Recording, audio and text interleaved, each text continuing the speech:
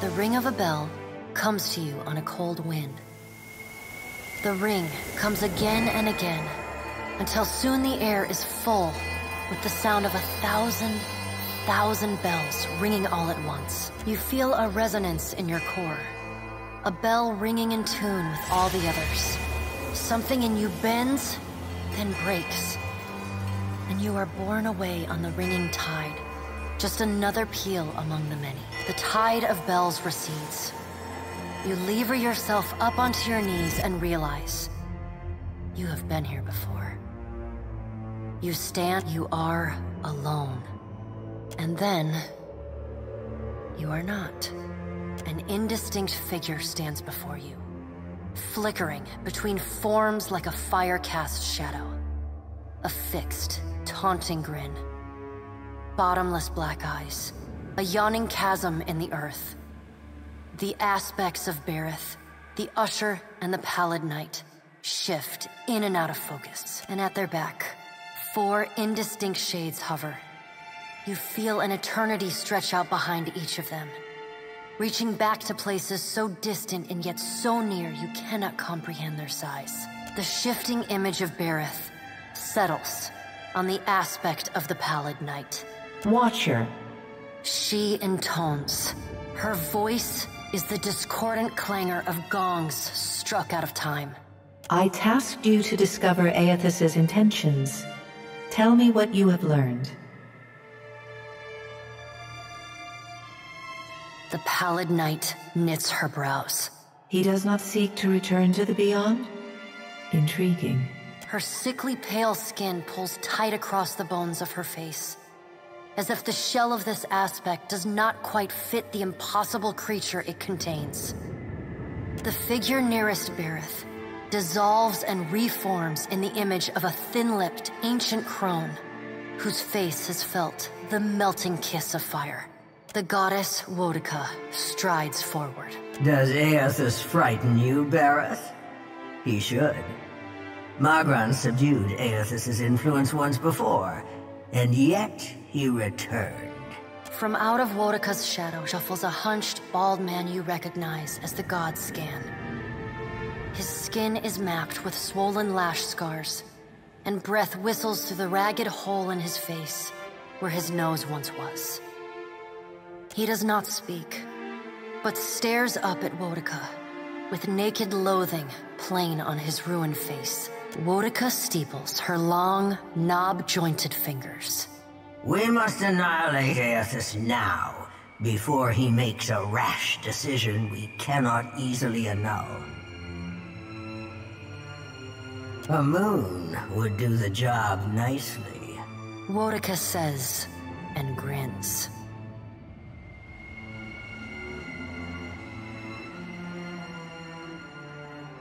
A voice echoes from the shape nearest Bareth. The lava is too large to be moved, and Kaltha too quick to be caught, even for a god of Wodica's strength and apparent lunacy.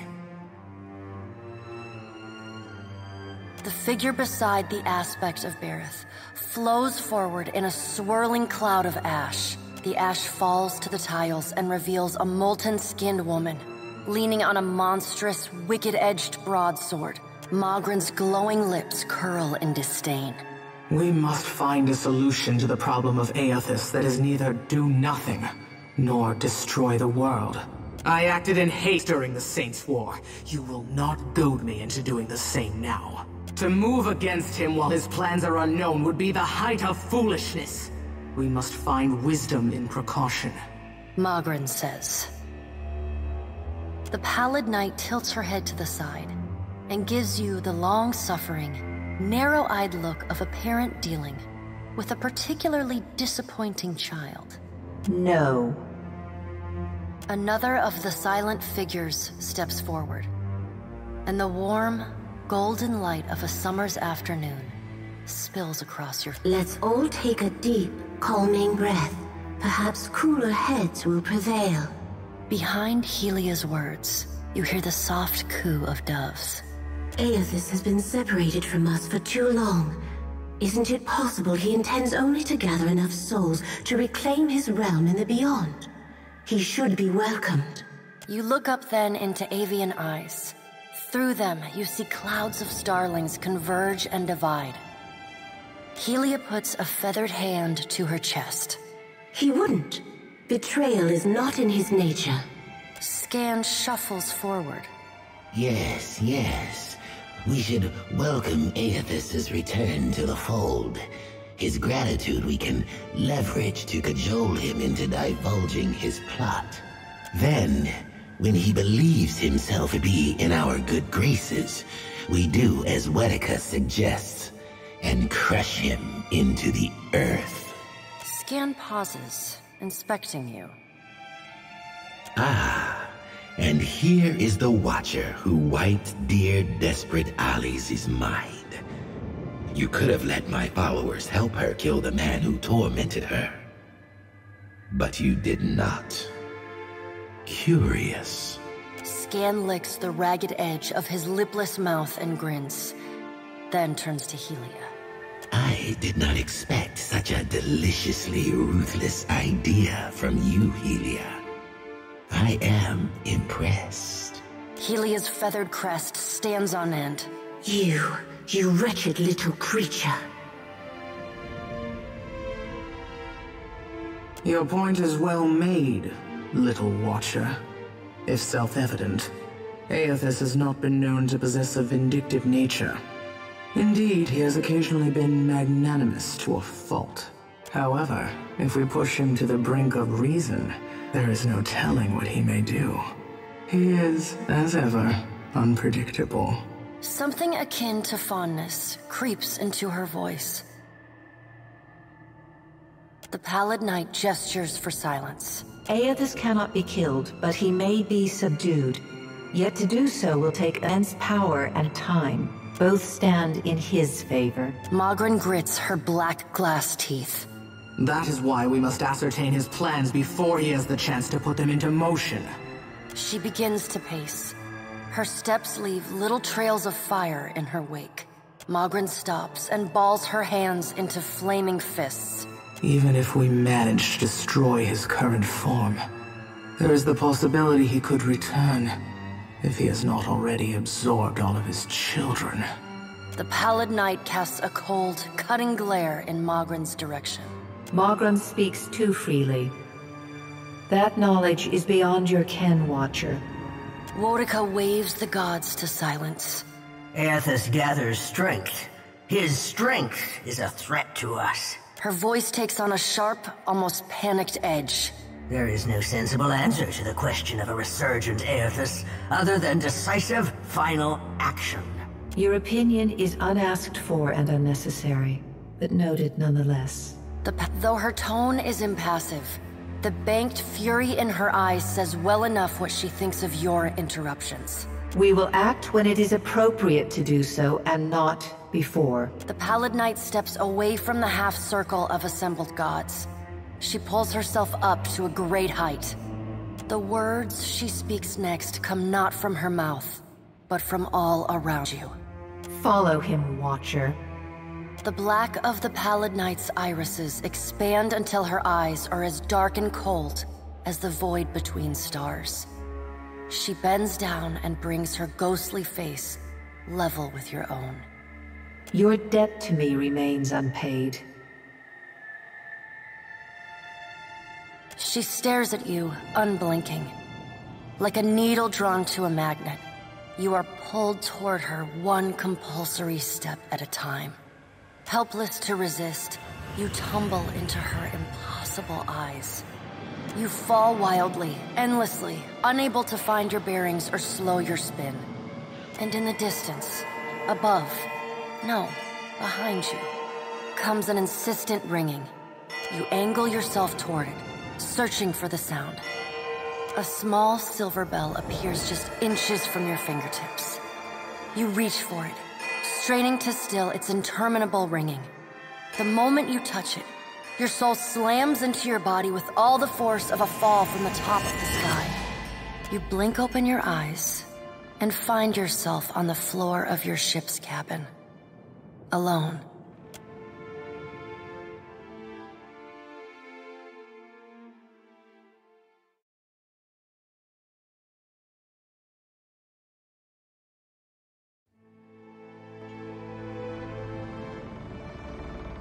I'll handle that.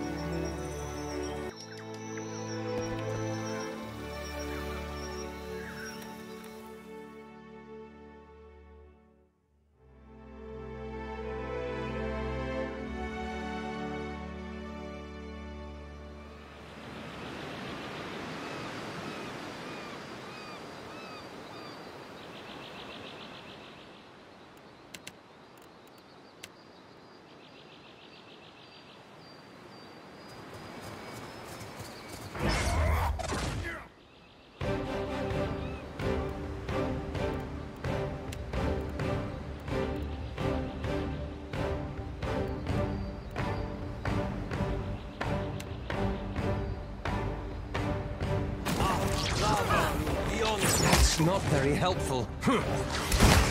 Lava beyond seek.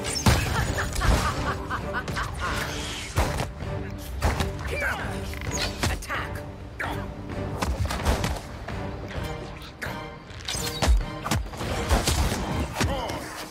Yes. I've got lava beyond seek.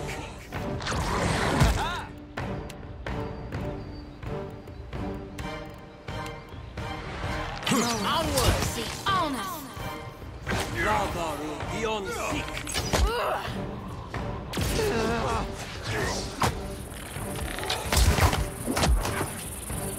How may I help? Attack!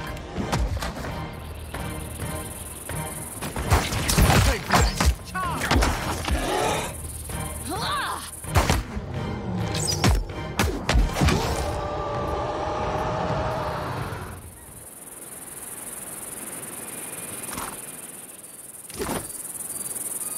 I'll help.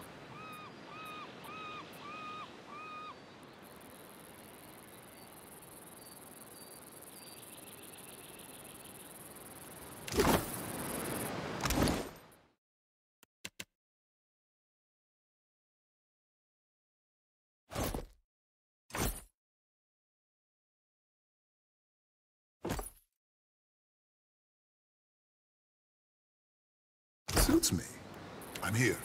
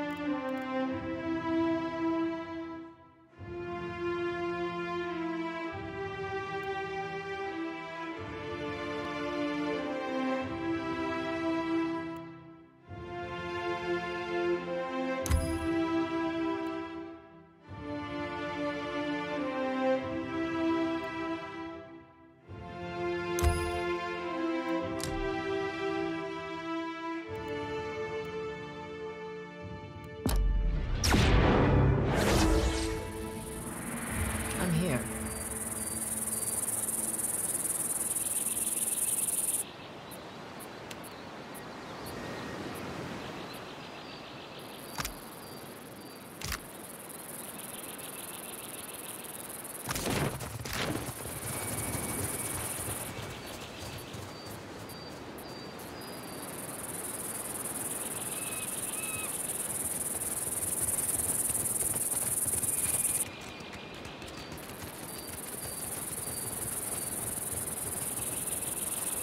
You must gather your party before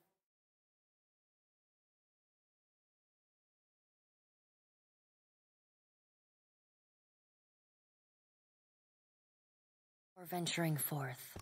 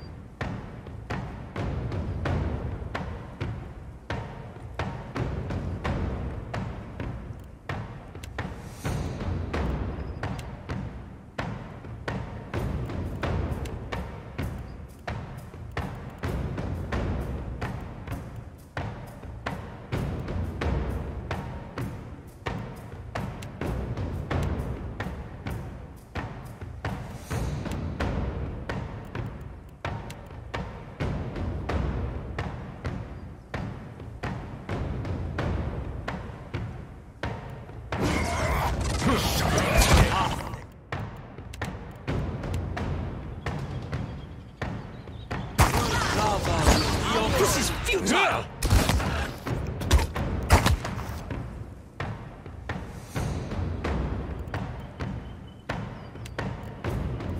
Breathe through leak now. Not what I was Lava will be on seek.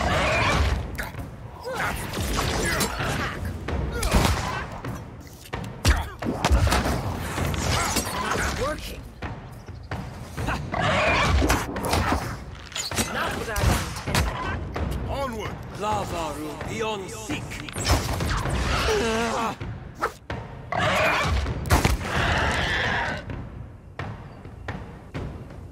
I'm here.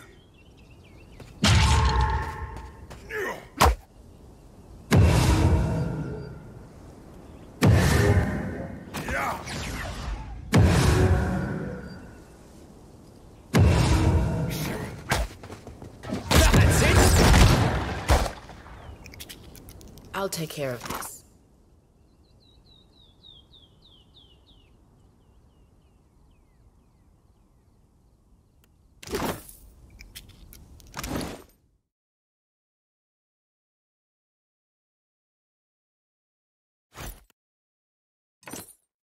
Well, isn't... Indeed.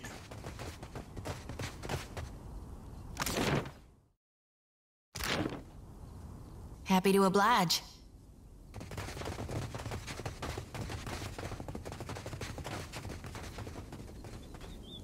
You must gather...